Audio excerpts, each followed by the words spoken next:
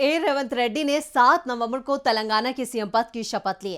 मंत्रिमंडल का गठन हो चुका है। मंत्रियों के विभागों का बंटवारा भी कर दिया गया है।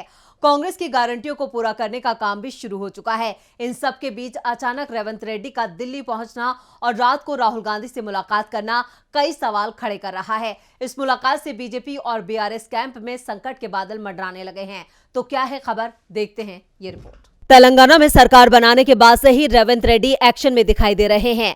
तेजी से फैसले ले रहे हैं। सबसे पहले उन्होंने कांग्रेस की गारंटी पूरी करने वाली फाइल पर साइन किए और उसके बाद अचानक वो दिल्ली पहुंच गए। वैसे कहा गया है कि दिल्ली में वो लोकसभा सदस्यता से इस्तीफा देने के लिए आए थे। रेवंत तेलंगाना की मलकाजगिरी से सांसद थे और उन्होंने लोकसभा स्पीकर को अपना इस्तीफा सौंप दिया। लेकिन सबसे ज्यादा चर्चा रेवंत की दिल्ली में राहुल गांधी से हुई मुलाकात को लेकर हो रही है। कहा जा रहा है कि रेवंत रेड्डी ने राहुल गांधी से बीआरएस के खिलाफ कार्रवाई को लेकर इजाजत मांगी है। दरअसल बीआरएस के करीब 2 दर्जन विधायक कांग्रेस के संपर्क में हैं। इसमें कई नेता तो कांग्रेस से ही बीआरएस में गए थे और अब ये कांग्रेस में वापसी चाहते हैं। तो बीआरएस चीफ की नीतियों से परेशान कुछ विधायक भी कांग्रेस में शामिल होना चाहते हैं। कई विधायक तो सीधे सीधे रेवंत रेड्डी के संपर्क में हैं। बस इंतजार कांग्रेस की हरी झंडी का है। जैसे ही रेवंत को कांग्रेस हाईकमान हरी झंडी देता है, वैसे ही तेलंगाना में बीआरएस में बगावत हो जाएगी। दावा तो यहां तक किया जा रहा है कि विधायकों को इस्तीफा तक देने की जरूरत नहीं होगी, क्योंकि इस बार बीआरएस के 2/3 से ज्यादा विधायक दल बदल कर सकते हैं। वैसे बीजेपी के भी 8 में से 4 विधायकों के कांग्रेस के संपर्क में होने के दावे किए जा रहे हैं। लेकिन कांग्रेस का निशाना बीआरएस प्रमुख केसीआर दिखाई दे रहे हैं, क्योंकि 10 साल तक उनका ही तेलंगाना में राज रहा है और इस दौरान सबसे ज्यादा परेशान कांग्रेस के नेताओं को ही किया गया था, जिनमें रेवंत रेड्डी भी शामिल थे। लेकिन अब मामला पूरी तरह से पलट चुका है। इस बीच ये भी कहा जा रहा है कि रेवंत रेड्डी ने हाईकमान को ये भी साफ कर दिया है कि वो के चंद्रशेखर सरकार की कई नीतियों में हुए कथित भ्रष्टाचार की जांच तेजी से कराने का फैसला ले चुके हैं।